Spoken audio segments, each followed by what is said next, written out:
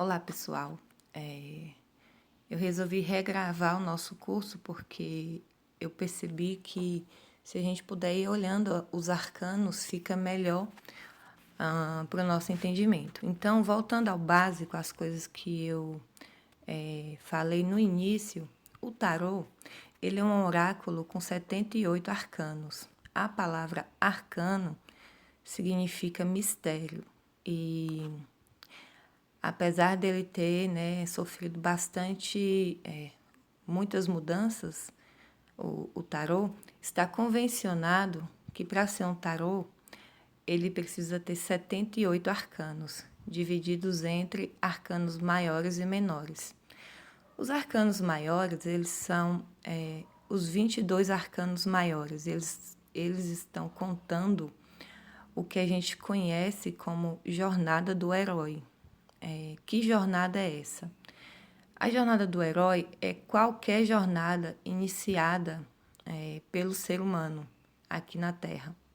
Vamos falar aqui na Terra porque esse oráculo ele foi feito para quem está aqui, né? E aí cabem muitas divagações, muitos pensamentos, mas a gente sabe que o tarô ele é uma ferramenta utilizada para autoconhecimento. E a questão da adivinhação dentro do tarô. Cada pessoa, cada estudioso faz do tarô o uso que ele achar melhor. Então, nesse curso aqui, nós não vamos tratar da questão da adivinhação, porque a adivinhação entra num campo muito delicado, que é a questão do futuro. Mas o tarô, ele pode ser entendido e usado de forma terapêutica. O que isso quer dizer?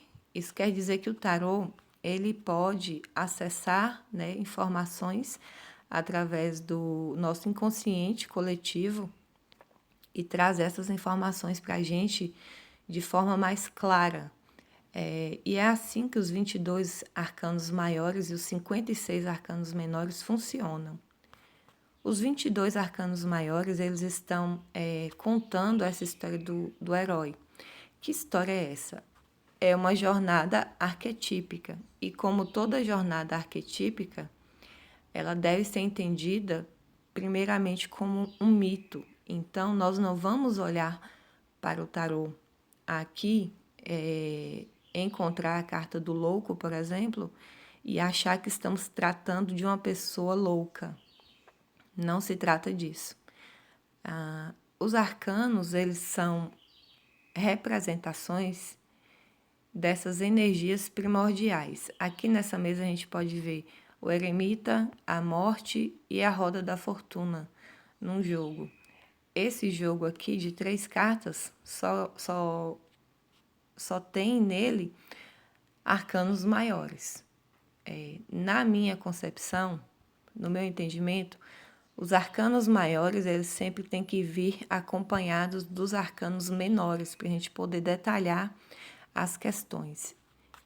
E esses arcanos maiores, como a gente já sabe, eles são ilustrados de acordo com variações desses dois arcanos, desses dois tipos de tarô, que são os de Marsella e o do Rider-Waite. Esses dois tarôs, eles já diferenciam-se entre si, porque o tarô de Marsella, geralmente, ele usa essas cores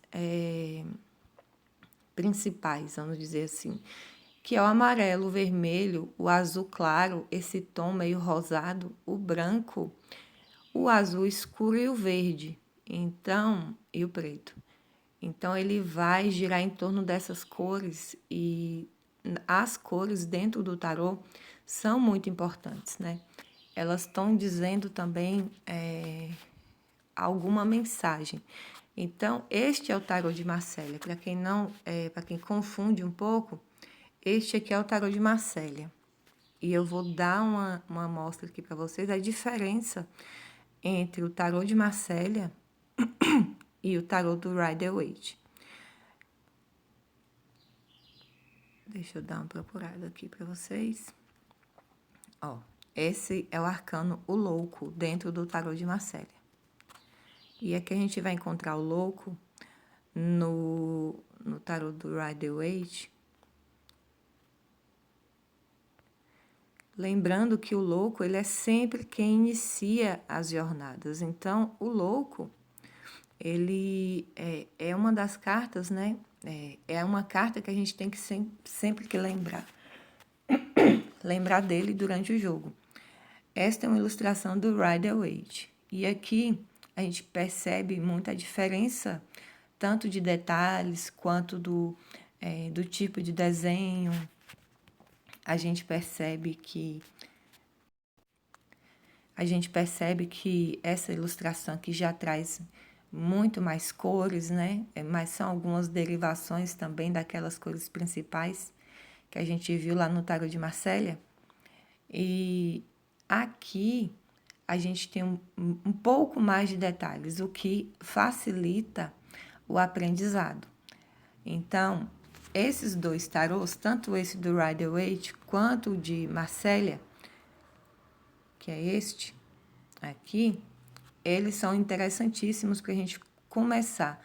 Porque se você analisar direitinho, você vai ver que eles têm a base deles mantida. O louco no tarô de Marcélia, ele está olhando para frente, ele não está vendo o conselho, né, que o animal está trazendo, que é esse daqui, o cachorrinho. Ele tem essa bolsa. Essa bolsa, o que é que significa? Essa bolsa aqui que ele sempre vai carregar, veja bem, ela significa um pouco da bagagem que esse arcano já tem. Porque apesar de iniciar sempre uma nova jornada, o louco, a gente sempre vai ter alguma bagagem. Apesar de ser uma nova jornada, a gente não entra numa nova jornada 100% uma página em branco. Então, a gente tem sim algum ensinamento, alguma coisa, alguma experiência. Pouca, né? Porque se a gente tivesse bastante experiência nessa nova jornada, ela não seria nova, ela já seria conhecida. E o tarô, ele inicia sempre com o louco, porque o louco é aquele personagem, aquele mito que inicia as coisas. Todas as coisas são iniciadas através deste arcano. E o tarô, ele é interessante para o entendimento da vida humana, porque nele a gente pode encontrar todas as nossas questões retratadas no tarô. Então, deixa eu voltar um pouquinho aqui. Algumas considerações, né, sobre o jogo de tarô. É bom que se tenha uma toalha, um pano, alguma coisa que você vai dedicar só para colocar o tarô em cima. Por quê? O tarô, gente, ele pode ser entendido de diversas formas. Existe a questão de não ser necessário ser médium, não ter nenhum tipo de mediunidade para poder jogar o tarô. E é verdade. A gente sabe que se a pessoa entender os símbolos, ela pode jogar o tarô perfeitamente, sem a ajuda de espíritos, sem a ajuda, né, dessa coisa toda espiritual. Porém, é bom, e a experiência me diz que é sempre bom preservar a pessoa, o tarólogo, das energias que estão em volta dele e geralmente em volta das outras pessoas para as quais a gente faz as perguntas. Então, é interessante colocar esse pano porque ele serve para isolar o jogo do resto dessas energias. E aí entra vela, entra incenso, imagens. A pessoa pode fazer o que ela quiser, o que ela convencionar, para ela poder jogar o tarô de forma melhor. Geralmente, eu acendo velas, eu coloco uma vasilhinha com água e eu acendo incenso. Esses três elementos, para mim, são importantes porque eles também podem representar os 4 elementos que estão dentro do tarô. E outra coisa interessante também que eu costumo colocar é uma plantinha, porque aí os 4 elementos estão realmente simbolizados, né?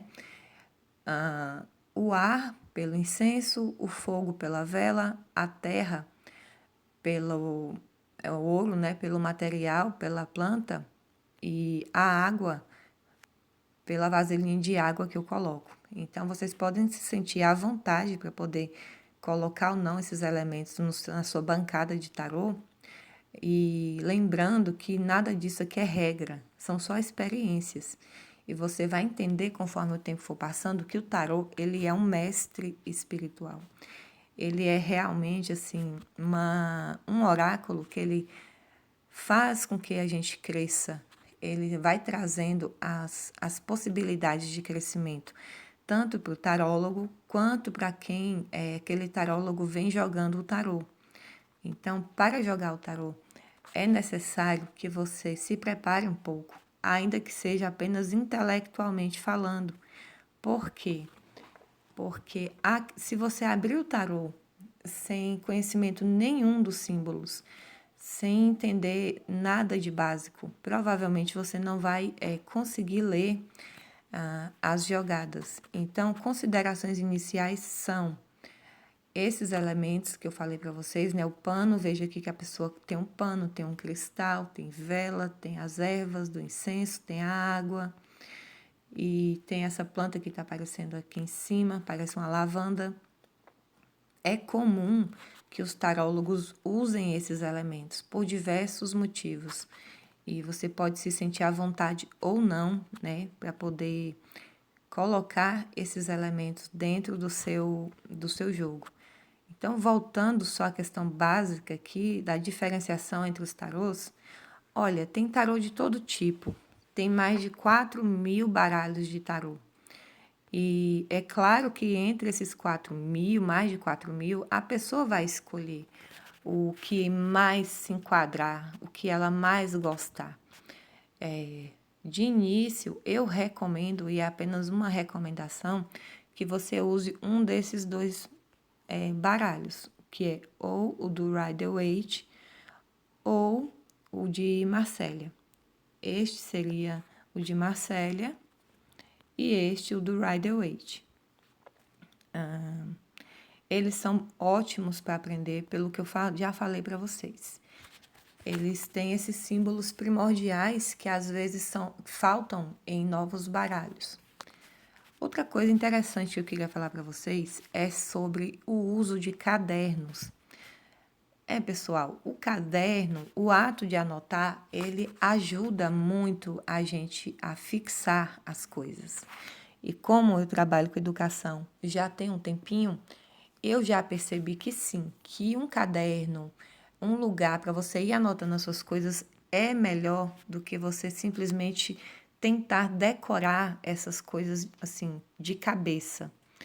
A parte do decorar você vai conseguir conforme o tempo for passando, porque realmente quando o tempo for passando e você for tendo mais contato com o tarô, você vai ver que aquele conhecimento vai começar a fazer parte de você.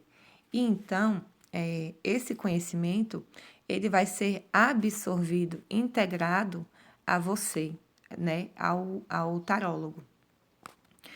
E aí, é interessante o caderninho também, por quê? Porque, obviamente, a gente vai voltando às nossas anotações. Como eu falei num dos vídeos que eu tinha colocado para vocês, é impossível saber tudo do tarô. É realmente impossível. A pessoa que falar que sabe tudo de tarô, ou ela está sendo inocente ou maldosa, né? Porque não tem como você saber absolutamente todos os símbolos do tarô e tudo o que ele significa.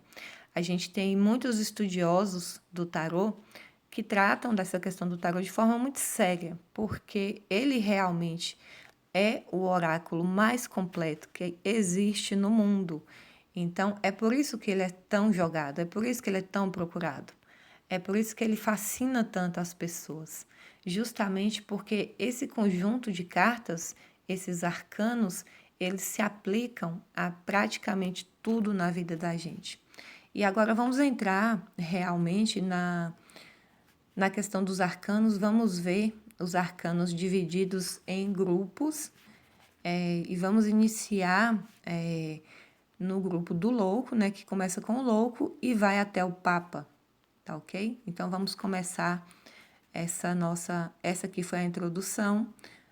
Vamos começar agora, então, a primeira aula do nosso curso básico de tarô.